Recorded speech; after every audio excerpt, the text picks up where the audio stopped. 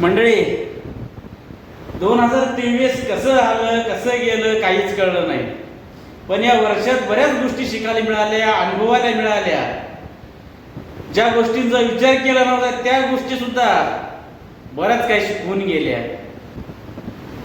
झालं फक्त एक दिवस आहे, आज 30 तारीख आहे, उद्याचा एकच दिवस या वर्षाचा शेवटचा दिवस आहे. आणि आश्चर्य बघा, येणारा 2024 सोमवार पासून चालू होत आहे. नवीन आठवडा, नवीन महिना, नवीन वार. आता त्याच्यासोबतच काही माणसं सोबत आहेत, काय सोडून गेली, विषय नाही. या गोष्टी विचार करून फायदा नाही. कारण जे सोबत आहेत ते आपले, जे सोडून गेले ते आपले होते बी आणि आपलेच आहेत म्हणायचा विषय संपला. कारण दुसऱ्याला नावं ठेवून दुसऱ्याला वाईट म्हणून काही फायदा नाही. जेवढं तुम्ही दुसऱ्याबद्दल विचार करत राहणार तेवढा तुम्हाला त्रास आहे, अडचण आहे.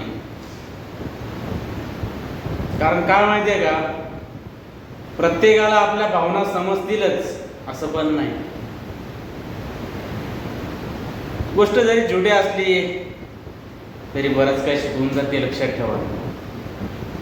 आणि येणारा 2024 कसं चांगलं बनवायचं ते आपल्या हातात आहे.